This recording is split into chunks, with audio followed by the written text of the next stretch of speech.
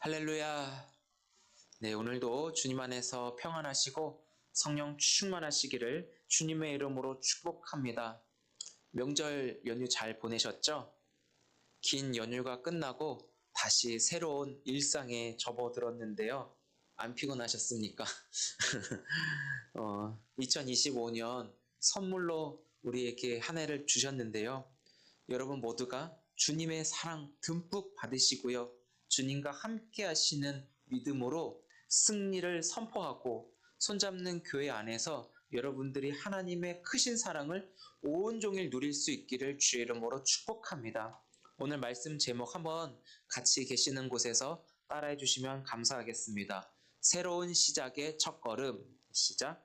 새로운 시작의 첫걸음. 제목으로 잠시 말씀 나누고 기도하겠습니다. 오늘 여호수아 5장 1절부터 12절까지 말씀만 보았어요. 특별히 여러분 눈에 들어오는 단어 두 글자, 저는 두 개가 들어왔는데 여러분은 어떤 단어가 성경을 읽으면서 여러분 안에 들어왔는지 모르겠습니다. 저에게 주어지는 두 글자는 할례라는 단어였습니다. 이스라엘 백성들은 태어난 지 8일 만에 할례를 받게 되어 있습니다. 이 할례는 이스라엘 백성들의 정체성을 드러내주는 흔적이기도 합니다.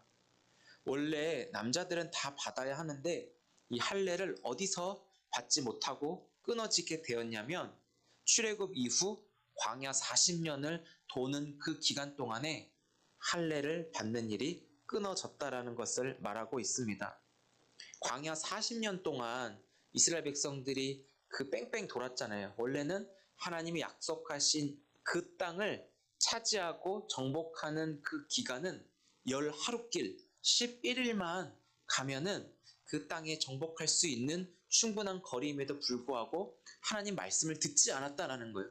계속 불순종하고 자기가 마치 하나님인 것처럼 자기의 만족과 기분과 자기의 뜻이 먼저인 것 마냥 거기에 우선순위를 두었습니다. 그러다 보니까 하나님의 뜻이 뒤로 밀려나고 하나님의 말씀에 순종하는 일이 아닌 자기에게 오히려 자기를 우상시 여겨 우상 숭배하는 그 모습 속에 계속 돌고 또 도는 행위들이 일어나게 되었습니다.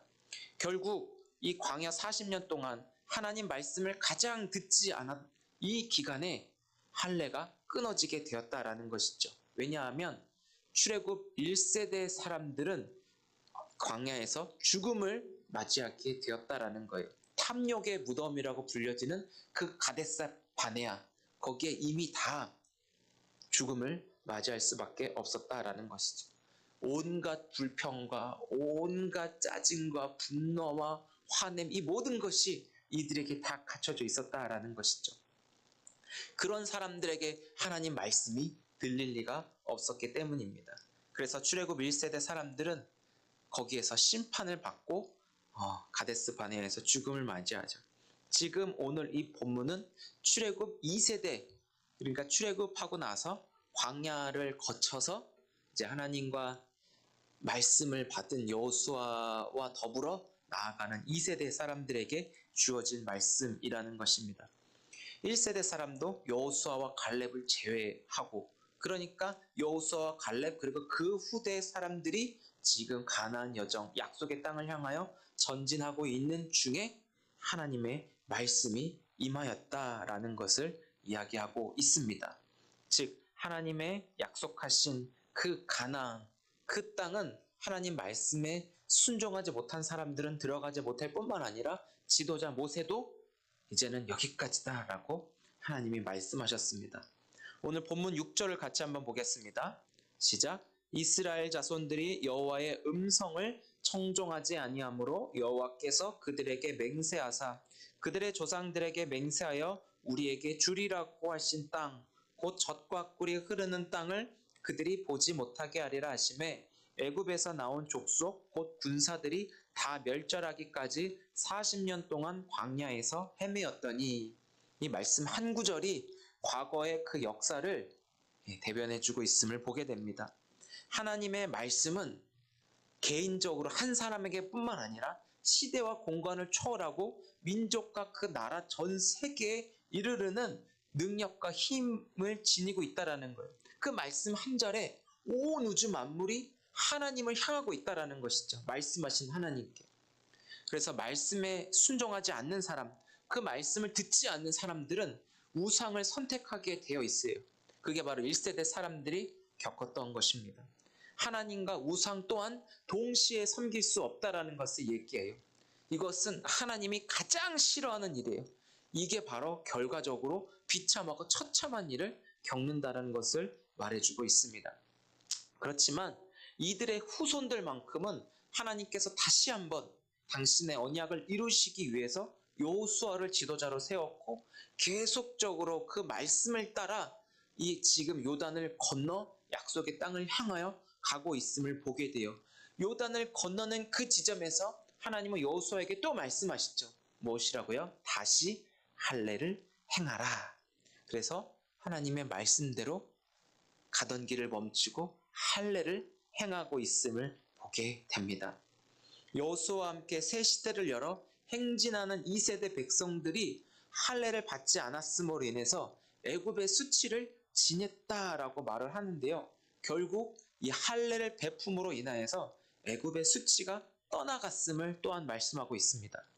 이미 라합을 통하여서 가나안 땅을 하나님이 진멸하시고 이 땅을 하나님이 당신의 백성들에게 주시겠다고 약속하시고 그 말씀이 가나안 사람들에게도 이미 다 들려지게 되었습니다.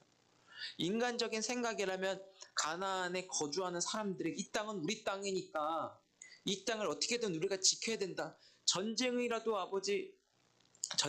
치러야 되는 그 급박한 상황에 놓여 있는데 그들은 그런 시도조차 하지 못한다는 것을 알 수 있습니다. 왜요? 하나님을 두려울 뿐만 아니라 하나님의 백성들도 두려워하기 때문입니다. 할례는 여러분 남성의 성기 끝에 표피를 자르는 것이거든요. 돌칼을 준비하라잖아요. 오늘날의 그 시대처럼 이게 할례를 다른 말로 포경수술이라 그래요. 의학용어로. 의학용어로 포경수술인데 저 어렸을 때만 하더라도 의학 첨단 장비를 동원해가지고 최대한 안 아프게 소독하면서 세균 감염되지 않도록 잘해줬거든요. 병원에서. 그런데 여기는 돌칼을 가져다가 얼마나 아프겠어요. 병원에서도 아팠는데. 그리고 생사를 잘랐기 때문에 아무는 시간도 필요했고 세균 감염, 많은 사람들이 굉장한 고통 속에 움직이지도 못하는 상황이에요. 야곱의 딸이 그 강간을 당했을 때 그 야곱의 형제들 중에서 그 강간을 저지른 그 사람들에게 할례를 베풀어다가 움직이지 못하게 만들고 그 사람들을 완전히 다 전멸시킨 사건이 있었거든요. 할례를 그렇게 사용하면 안 됐지만 그만큼 싸움에 나갈 수 없는 그런 몸 상태를 지녔다는 것을 설명하고 싶어서요. 아마 이 할례를 베풀었을 때 아마 이 가나안 사람들도 이때를 보고 충분히 공격하고 우리 땅은 우리가 지켜야 된다라고 가나안 사람들이 생각할 수도 있었지만 그런 마음조차 들지 못했던 것은 1절과 2절에 보면 나와 있다라는 것이죠. 요단물을 말리시는 하나님이 저들과 함께 하실 뿐만 아니라 저들의 하나님이시고 이 요단을 건너가게 하셨다고 사람이 도무지 할 수 없는 그 결과를 하나님이 결과물을 나타내어 하나님을 두려워하게끔 하나님의 그 존재를 느끼면서 두려움을 지녔다라는 것을 알 수 있어요. 만약에 저들을 가나안 사람들이 이스라엘 백성들을 공격했을 때 하나님이 그 뒤에서 보호하실 뿐만 아니라 하나님이 또 앞서서 저들을 공격하실 거라는 그 두려움이 엄습해 오기 때문에 얼마나 가나안 사람들이 할례를 받고 공격하지는 못하고 이리저리 못하면서도 하나님이 주시는 두려운 마음에 그냥 벌벌 떨고 있는 모습을 보게 돼요. 결국 할례 중에 의식을 행하면서 이스라엘 백성들에게는 하나님의 보호하심과 지켜주시는 그 은혜를 누릴 수 있을 뿐만 아니라 그동안 애굽의 수치라고 여겨지는 그 모든 것까지 다 벗어날 수 있는 은혜를 받게 되었습니다. 사랑하는 성도 여러분, 여호수아에게 이스라엘 백성들을 향하여 할례를 베풀라라고 말씀하셨잖아요.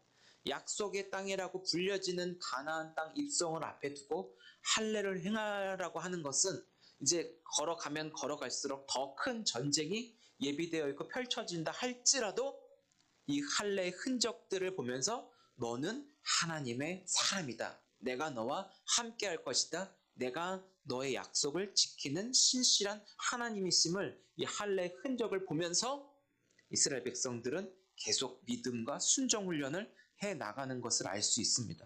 언약적 관계가 회복되어 이제는 그 애굽의 수치에서 벗어나 하나님 자녀, 하나님이 함께 하시는 자의 정체성이 새롭게 확립되었음을 의미하기도 합니다. 결국 우리가 하나님의 일을 함에 있어서 우리는 대부분 결과를 어떻게든 만들어내려고 하는 것에 초점을 두며 살아가는 사람들입니다. 그러나 하나님의 사람들은 무엇을 중요하게 여겨야 하냐면 과정이 굉장히 중요하다라는 거예요. 그 과정 속에 하나님의 인도하심을 경험해야 하고 그 과정 속에 하나님의 손이 보여져야 되는데 어떻게든 결과만 만들어내려고 하는 우리의 성급함이 때로는 우리의 멈춤을 하나님이 요구하신다는 것을 기억하셨으면 좋겠어요. 내가 하는 게 아니라 하나님이 하신다는 것을 이 할례를 통하여 하나님 우리에게 알려주신다라는 것 같아요. 그렇다면 여러분들에게 질문을 드려보겠습니다. 오늘날의 시대는 이제 할례를 베풀지 않아요. 그렇지만 우리에게도 흔적을 남겨주셨는데 그리스도의 그 흔적이 내 안에 머물러 있는가? 내 안에 예수님의 그 흔적을 지니고 있는가? 우리는 할례를 받지 않지만 예수를 믿음으로 인해서 그 말씀에 순종함으로 이제 세례를 다 받습니다. 그 세례를 받음으로 인해서 나는 죽었고 예수로 사는 하나님의 사람이라는 것을 우리는 믿으면서 하루하루를 살아가는 자들이란 말이죠. 그렇다면 여러분들에게 거하는 자리에 하나님의 음성이 들려지고 그 말씀을 온전히 누리며 하나님의 말씀에 우선적으로 순종하는 사람으로 여러분 살아가시겠습니까? 하나님 없이 과정을 무시한 채 결과만을 만들어내는 내 모습이 나타나지 않았나 우리 한번 생각해 볼 수 있기 바랍니다. 내 안에 먼저 하나님의 말씀을 온전히 믿고 순종하고자 하는 그런 마음이 일어나는 할례를 받으시기를 주의 이름으로 축복합니다.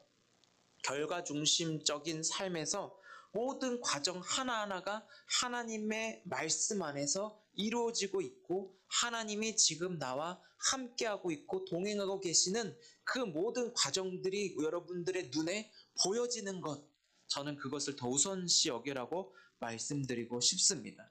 그래서 마음의 할례, 믿음으로 예수 그리스도로 인한 세례를 여러분 받으심으로 인해서 우리가 내 안에 주님이 거하고 계시고 예수의 흔적과 예수님의 그 마음을 지닌 자로, 그래서 내가 하나님이 원하시는 것을 기뻐하며 하고 하나님이 싫어하는 것을 미우면서 피할 수 있는 그런 마음을 지닌 저와 여러분 될 수 있기를 주의 이름으로 축복합니다. 할례, 하나님이 허락하신 할례를 받을 수 있다는 것은 더 나아가 우리 자녀들에게도 믿음의 유산으로 계속 이것은 이어가야 한다는 것이죠. 그래서 장로교에서는 유아 세례가 인정돼요.